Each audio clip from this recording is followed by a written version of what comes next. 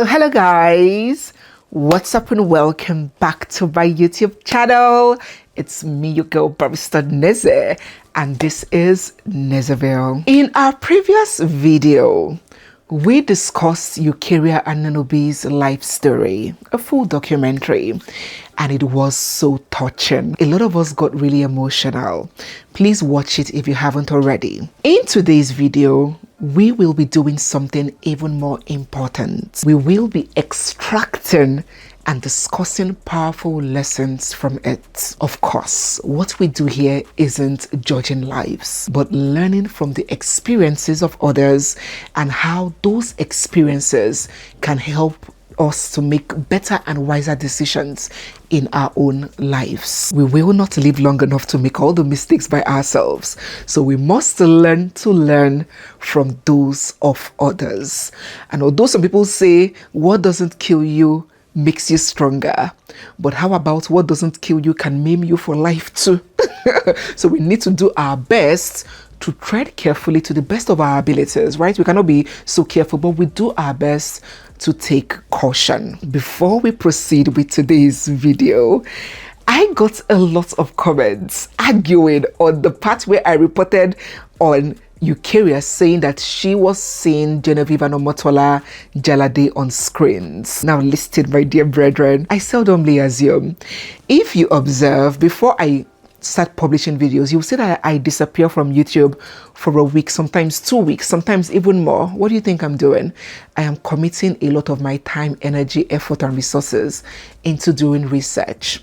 So when my stories come out, even though they may not be perfect, nothing is perfect. I didn't live with those people, but I also do my utmost not to misrepresent facts. So on that note, let us hear from the horse's mouth.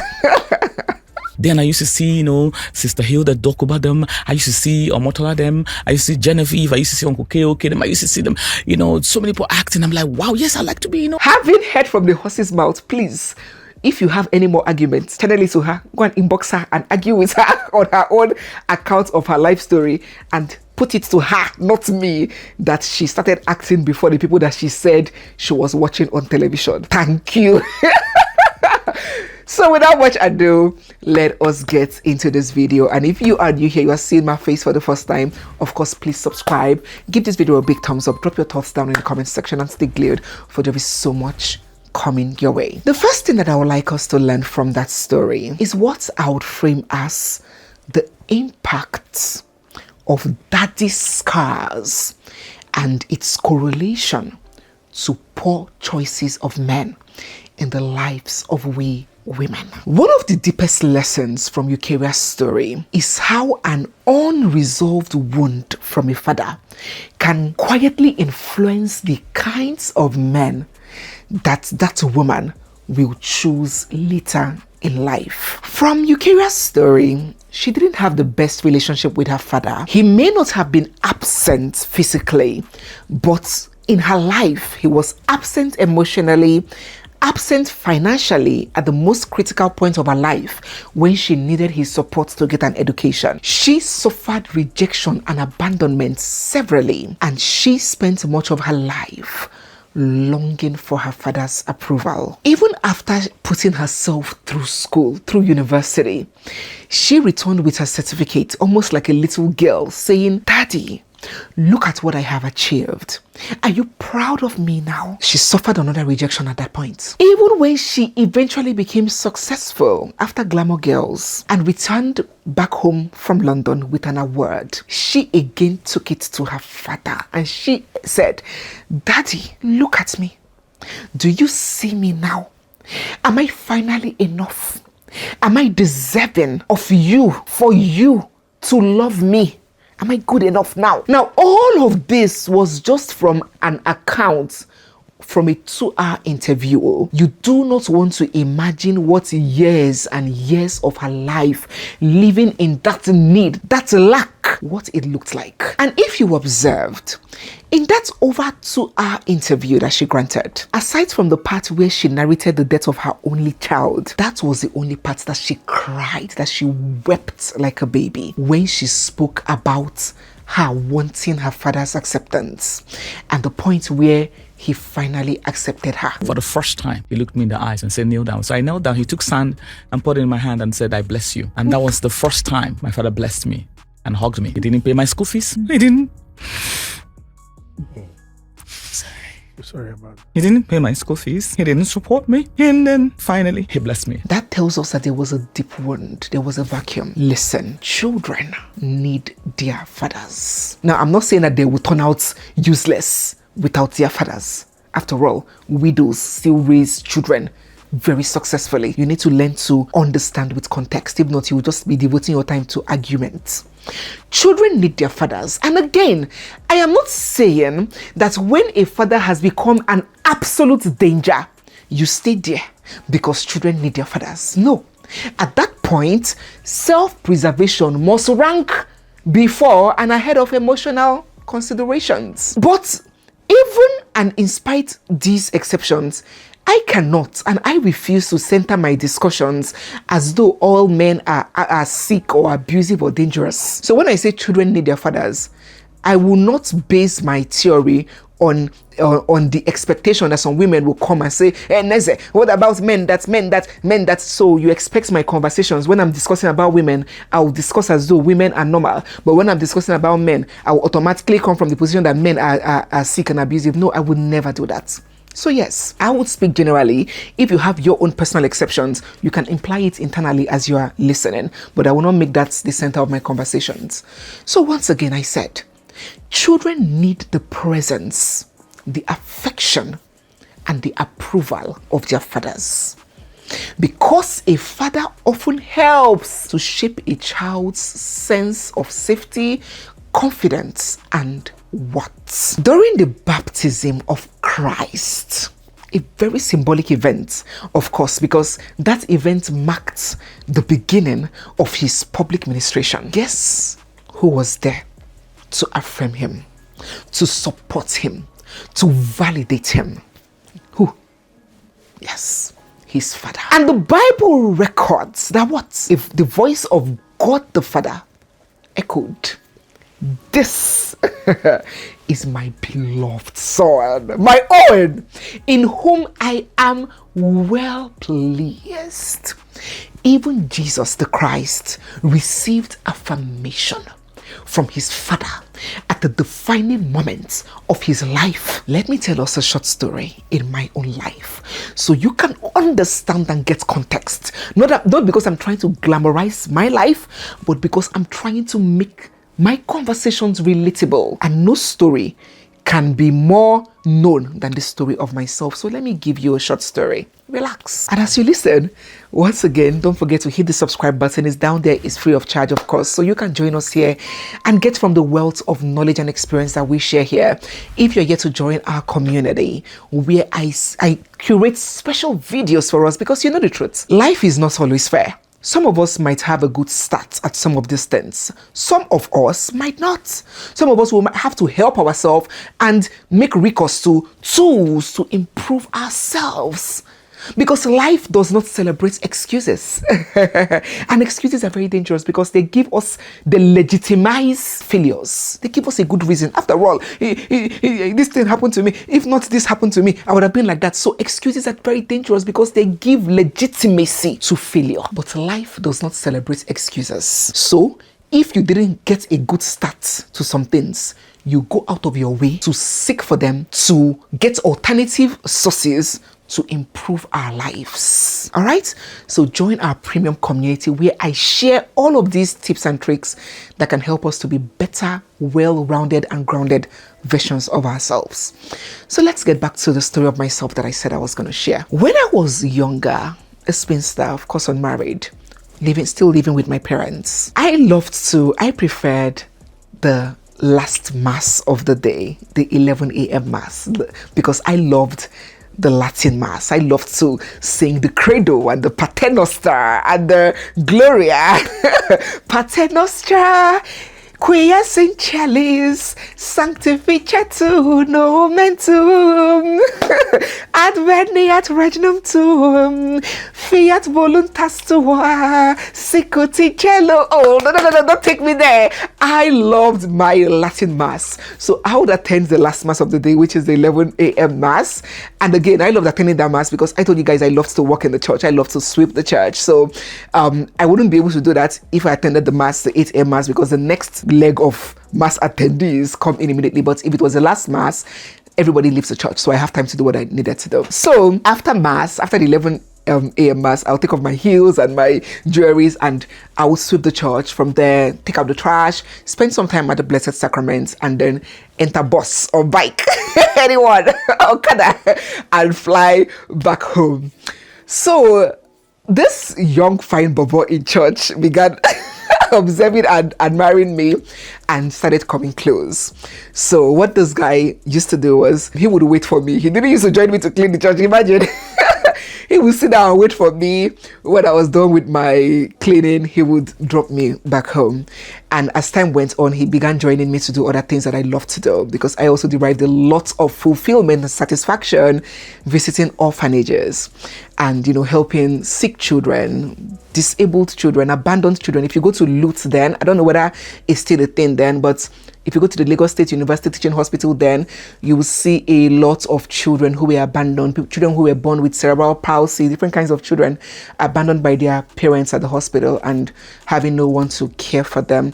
Many orphanages do not accept children who have those kinds of challenges. So I loved to go visit those children. Then I wasn't working, I didn't have money, so I would gather money from my uncles, well-wishers, buy provisions, groceries, and take to the orphanage or to those abandoned children at Lut. So I and this guy began talking. I hooked him in, so he also loved to, join me to do those things. So as I mentioned, this guy would wait for me at the church, and when I was done with what I wanted to do, he would drop me back home. At this point, this guy had never asked me out. In fact, till I got married, I don't know whether he never summoned the courage, or I don't know what happened, but he never did ask me out. In fact, we've never even held hands like this, hand in hand.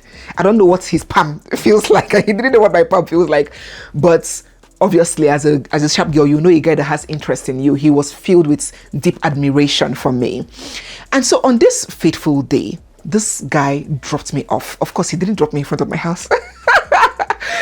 Due to respect for my parents, I would not just jump out of one man's jeep in front of my home. So I prefer that he dropped me at the corner of my house, then I would walk. Not because I was doing anything bad. I wasn't dating or doing anything with the person, but just out of respect, I would prefer the person to just drop me by the side, then I'll walk to my house. So on this fateful day, on this fateful day, this Bobo dropped me off at the side and, for me to walk home. Ladies and gentlemen, as I was coming out of the car, look who I saw.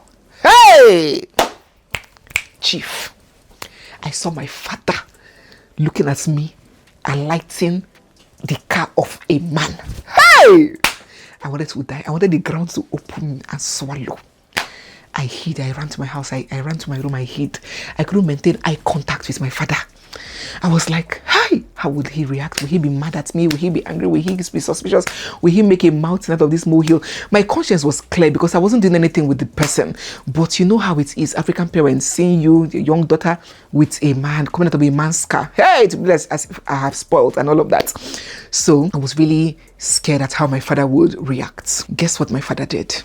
Guess how my father handled it? Guess how he reacted? He didn't say anything. I wasn't like in my 23, 24. I was still a bit younger than that. He didn't say anything. He trusted me. And more than how many years? I cannot forget that incident. Back in school at the university, I had a friend who would always gist me how she would go to church for choir practice. She was a virgin. She wasn't doing anything with any man. Nobody was touching her. But whenever she comes back from choir practice, her father would take her and beat her, accuse her of having sex, accuse her, she was having boobs. And back then, it was an offense for a young girl to have boobs because having boobs as a young girl meant that men had started touching your breast.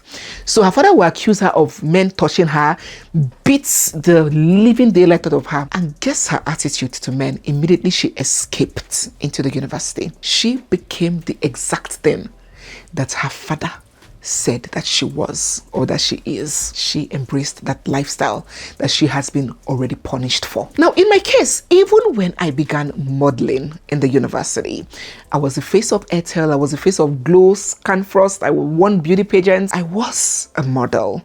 I was into entertainment as a young girl. My dad, an Igbotic chief, didn't paint me or see me as a disgrace. He will buy any magazine and newspaper that featured me. And guess what happened? Guess what that did to me? When I went to school, I became so devoted to ensuring that I did not bring tears or shame to my father. Yes, I was doing modeling, but any job that is shameful, that involves nakedness, like there was when I went, they say soap, they say you would not wear clothes. I walked out of the audition. Any job that would jeopardize my father's name, I never did it. I worked hard in school to do him proud. I was looking at one of my results from my university. I came across it on my phone some days ago. I might even leave it here. And I was proud because in school, despite I was doing other things, I am jack of all trades. You might see me dancing today, party. Tomorrow, you see me in church. Next tomorrow, you see me getting A's in school. I know how to balance my life. So I ensured that my education didn't suffer. And I will go home and I will show my father my results. And I made sure that I graduated with a second class upper. When I did, my daddy bought me a laptop to validate my hard work. And when I went to law school, I pushed even further, cleared all my papers in one sitting and came out in flying colors. And my dad was there for my call to bar in Abuja when I became a lawyer, called to the Nigerian bar, just like him, because my father is a lawyer too. So it was a positive force in my life. Do you know how that trust and validation of my father shaped me? What it did to me? No amount of money in the world, no amount of vacation, expensive gifts, or I paid your school fees can ever do what that did to me. And yes, I have done other things to improve myself, to be more confident, but that foundational structure, solid. So tell me how one boy in the university will tell me I love you or you are beautiful, and upon that flattery, I would open my legs. Or how now, as I am a grown woman, one man who means nothing on the scheme of things will come to YouTube and maybe use a demeaning word on me and say one mean thing, you're a wicked feminist, or say one thing I don't understand, and I will now start doubting myself for someone who is completely irrelevant in the scheme of things. We like say they count meat for pots, but more they raise hand. No, it's not possible. So for many girls, their father become one of their earliest examples of how a man should treat them. And when a father consistently says, through his words, through his actions, tells his daughter, I love you, you are beautiful, I am proud of you, a daughter is less likely to grow up desperately seeking that validation from any man who offers her attention. That is, are you listening to me? A father's relationship with his daughter can strongly influence what she later recognizes as love, as respect, as acceptable treatment from men. Many times, when a girl grows up without feeling loved or chosen by her father, she may enter adulthood still searching for that feeling in a man. She may not simply be looking for a partner. She may subconsciously be looking for someone, anyone, to repair the rejection. She would long for a man to finally say, I choose you, you are worthy. And this can make a woman vulnerable to the wrong man. Such a woman may become attracted to emotionally unavailable men because their distance and their character feels familiar. She may easily fall for irresponsible sweet talkers because she needs to hear those things from him that she didn't and never heard from her father. She may tolerate neglect because she learned early that love must be suffered for. And you could find such a lady overperforming, overgiving, and over-sacrificing because winning a man's love feels like correcting the rejection of her childhood. Sometimes the men that we desperately want are not the men who are good for us. They are simply the men who awaken or fulfill an old desire to finally be chosen. And then she begins choosing men not based on their character, not based on what is best for her,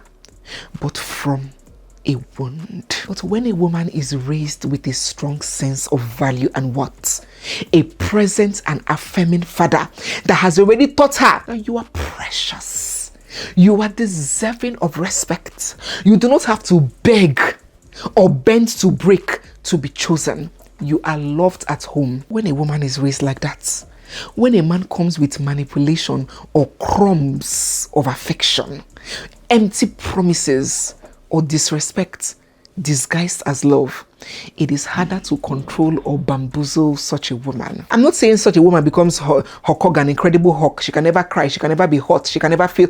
No, just like every other human being, she can be hot, but she is less likely to confuse rubbish attention with love or tolerate humiliation just to keep a scum, because daddy has already made her feel valuable. So a man cannot easily use validation as a bait. See validation, and the woman will be running like dog that you're showing bone. See validation. It cannot entice her anymore because daddy has already validated her. Of course, I must add, not every woman who was validated by dad make excellent relationship choices.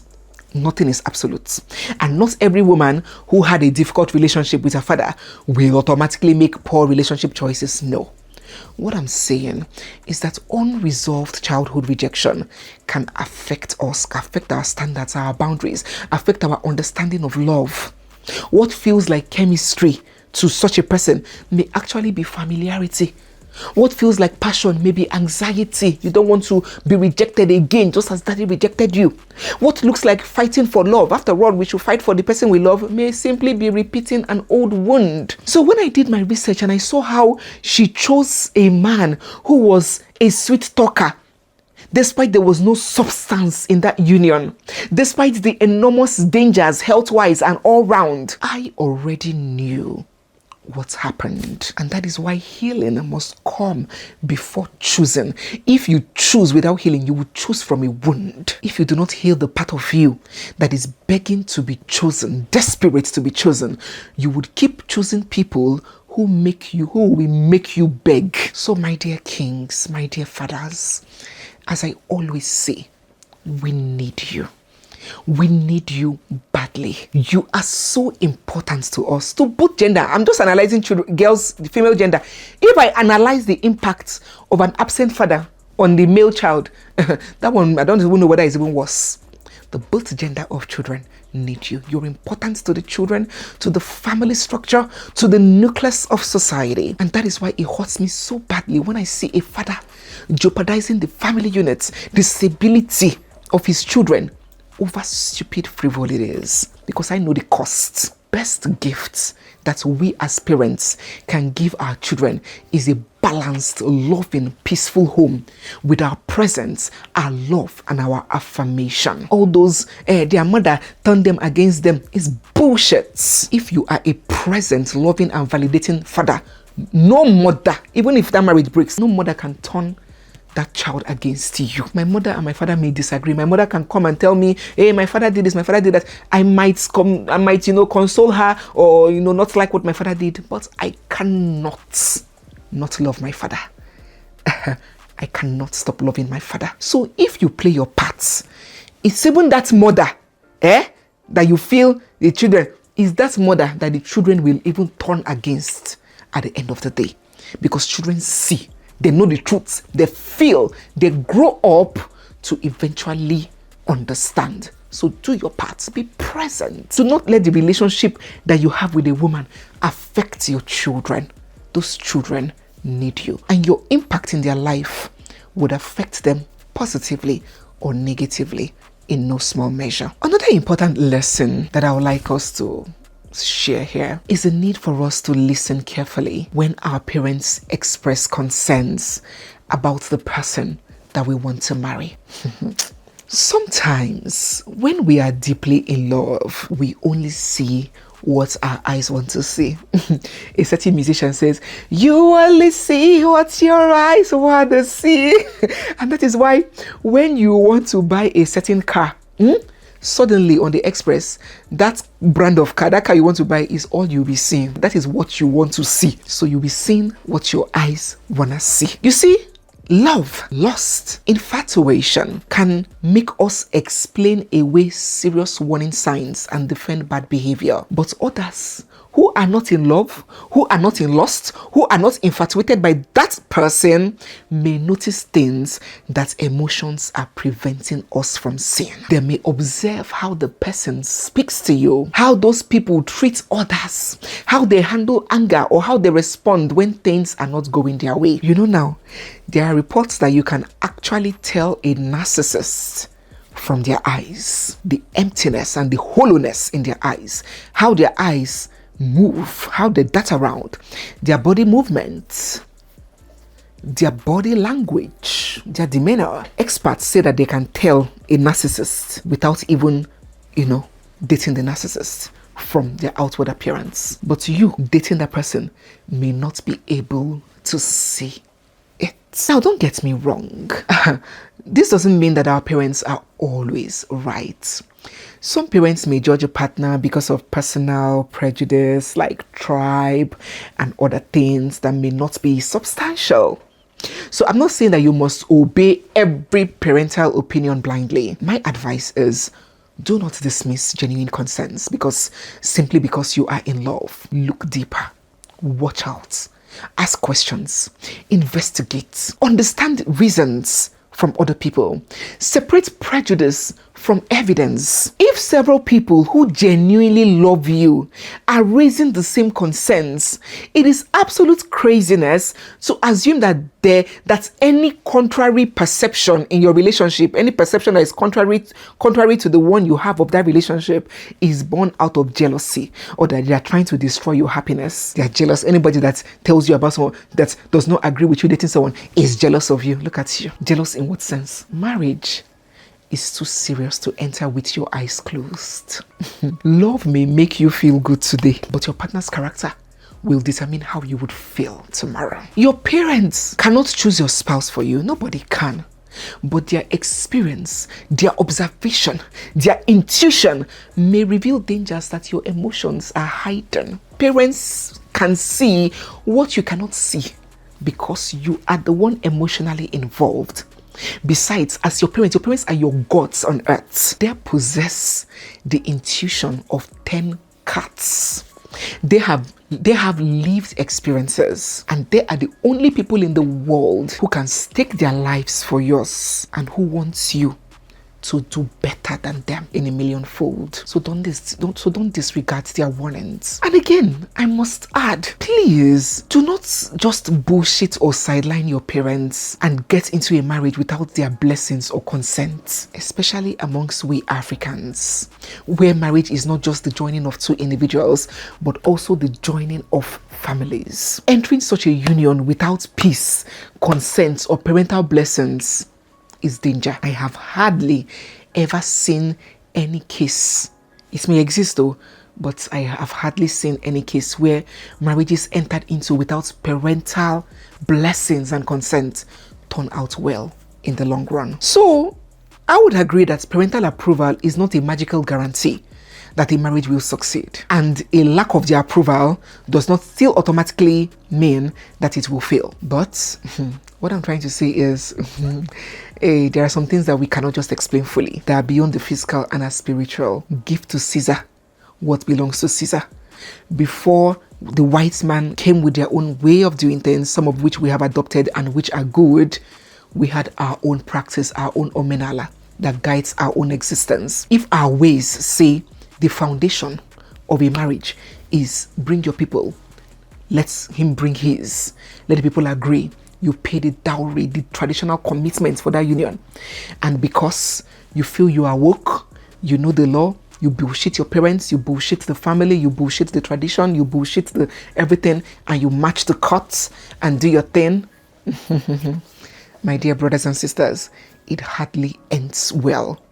Do not become so blinded by love that you treat everyone who raises a concern as your enemy. Sometimes our parents can see what we cannot see, not only because we are emotionally involved, but because they are like our intercessors on earth. So they get some premonitions, some signals about us that we might not get. Some of you will agree to me that some of us have mothers that before something happens to us, despite our mothers are miles away, they will call us and pray for us, and they will get the message in the spiritual. Do not ever downplay the spiritual position that your parents have in your life. And that is why I also encourage parents that it is important for we parents to foster a close bond with our kids. Given Eucharia's history with her dad, I can understand why it may have been difficult for her to adhere to his warnings or consider his objections, because he wasn't present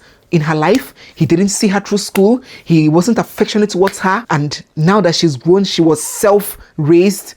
He now wants to have an opinion on her life or her future. So it's very difficult for such a child to accept such an opinion of a father who was, didn't play his role as a father. So it takes both parties. Both parties have a role to play. Parents, foster a close bond with your children so they can trust you when you give them certain advice. And children, listen to your parents. They know better than you. Thirdly and lastly, women, come closer. Listen to me. Listen to me. I love you. I will never deceive you. Everything I tell you guys on this channel is driven by facts, logic, experience, not just my personal experience of others. God has positioned me in a place where I have a wealth of experience from so many people. So many people in their numbers share their experience with me, and I learn from those experiences. I do not have to make my own mistakes when I can learn from the experience of others.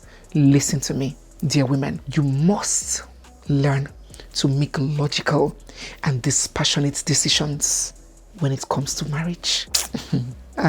When it comes to settling down, you must use your head, not your heart. Have you realized that your spouse is the only family relationship that you get to choose? That God has given you the free will to make your choice. He understands the gravity of that choice. So a choice of a spouse is the only one that you get to choose by yourself. So you won't say they forced the person on you.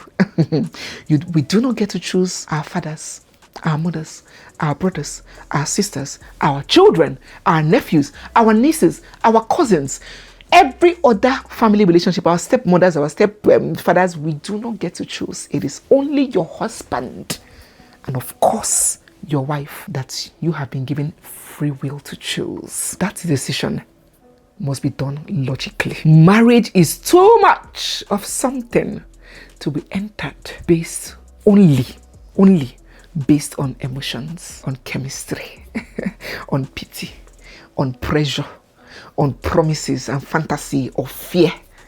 Because when reality sets in, your eye go pale. The truth is that when a marriage goes wrong, especially within the African setting, women are the ones that bear the greater burden. I came across, was it Instagram or where, a video of a certain couple with a special needs child. I think the baby has cerebral palsy, and the man and the woman did a sit-down chat with the baby. Come and see the comments that were there. Women were praising the man for staying, for not abandoning them. When I tell you the bar is in hell, is there anywhere below hell? The bar for the men in our African society is in hellfire. You see a man leave his family, abandon his family, and remarry, start another family, but he is paying the school fees of the children from the former marriage, and you see people hailing him as a good man. Because what is more common is that many men, when they are done with a marriage, they abandon the women and the children from their marriage and move on. So a man that managed to still be paying the school fees, even with emotional presence and participation, and the real thing that makes a parent, just by doing the bare minimum of paying house rent where the mother stays with them, they would give him kudos for that. And with the weak systems, with the weak structures, with lopsided cultures, one side favoring cultures that we have, your saving grace as a woman in a marriage most times is just the goodwill and the character of the individual that you chose to settle with. Despite EUCHARIA and the former husband unanimously, jointly agreed to make a reckless decision of damning science for love. ASAS. When the reality of that decision sets in, she, not him, was eventually left to suffer the consequences alone. To carry the enormous responsibility of caring for a child living with sickle cell disease on her own. Do you know what it takes? That was not merely emotional pain. It was physical exhaustion, financial depletion. It was years and years of one hospital visits after the other, medical expenses, sleepless nights, crying, tears, panic, constant fear and anxiety, daily pressure of watching her child struggle and having her life crumble. Who knows, maybe that's why her career didn't really take off as it should. Devoting herself to that child. While the father did what? The father simply withdrew and continued his life. Don't be surprised to hear that he even remarried the next month. Oh yes. I mean, if Baba Ijebu, or is it Baba Ijesha? What's his name? A convicted child predator, a felon, can do that, and we're still seeing women of substance marrying him, someone that is convicted for molesting a baby. So what are we talking about in this case of EUCHARIA's ex-husband? What are we saying? But she could not simply walk away, stroll away from motherhood. She just couldn't abandon the child with the man and jump into another marriage. Could she? That is the harsh reality that women must consider. A reckless marital choice for us does not end when the relationship ends. The consequences remain in our minds, in our bodies, in our finances, in our choices, in our whole lives. And that is why we cannot afford to put feelings before reason, especially as an African woman, because the climes differ. That man, can he try that rubbish in developed countries? You make a baby because you don't feel like you walk away from the baby. You don't dare that. He can't. But in Africa, he did, and he got away with it. So as an African woman, you must use your head more, even more than every other woman all around the world. Maybe the Indians can follow because they have similar predicaments. Before marriage, my dear sisters, ask yourself logical questions. What is best for me? What is in this for me? Forget about what that person is saying. That person that is crying, I will die without you. When push comes to shove, you will see that person cannot die. The person that you will see when shit gets real will be different from that person that was begging you. You will not believe the difference. Forget what that person is saying. Close your eyes and open your ears and your eyes and your head and say, what is best for me? Am I marrying out of pity, out of promises, or empty potential? You must be selfish in that decision. When you are married, you cannot be entirely selfish as a married person. But before marriage, when making that decision, you must be selfish. And when I say selfish, some people think it's about money alone. You line up your suitors and arrange them according to financial ability and pick the most financially independent one. You pick the richest man on the list and you marry. That is not what I'm talking about. You need to ask certain questions. Is this man responsible? Does he have the character of someone who will remain present when life becomes difficult? Will I be better off entering a marriage with this man, or will I be worse off? Will his presence bring relief or burden in my life? Does he take responsibility, or does he disappear when challenges become heavy? Is he emotionally stable? Is he compassionate and dependable? Those ones, money cannot buy them. Does he have a trajectory in life to fulfill his responsibilities as a man? Because a wise woman knows that a man that does not have a trajectory to fulfill his responsibilities, he would pour his frustrations on you, because that is what will make him feel whole. You cannot pay fulfillment into a man. You cannot pay a man's bills. You cannot pay a man into fulfillment. No matter what you do, he will never be fulfilled. So does he have trajectory? Can I handle the outcome of this decision if he's not there? if he fails, if he chooses not to, or if he dies, or if something happens? Can I handle the outcome of this decision to marry this man alone if he's not there? Love is important, but love cannot exist in a vacuum. When it comes to long-term successful marriage, love must be supported by character, by compatibility, and by sound judgment. If you're those kind of people that think that everybody is jealous of you, I pity you, because when they give you sound advice, you would think that it was born out of jealousy. In fact, I think it's a sign of low self-esteem for people to constantly think that everybody is jealous of them. We must learn to make these decisions carefully, because when a man makes a reckless exit, the woman is the one left behind to manage the lifelong consequences of a decision that both of you made. So my prayer is that God keeps strengthening EUCHARIA, and may God also give us, you and I, the wisdom to make sound decisions. And that is why I strongly advise and implore us to join our community, our premium community, where I give tips, tricks, wise words, shaping and counseling, guidance as to all of these things. You can join by scanning this code showing on the screen, or even easily by joining here on YouTube. When you go to subscribe, join our premium community for these exclusive videos where I talk about all of these things. So guys, yes, we have come to the end of today's video. If you are new here, you are seeing my face for the first time, or if you've been watching without subscribing, don't forget to hit the subscribe button, give this video a big thumbs up, drop all your thoughts down in the comment section, and stay glued, for we have so much more coming your way.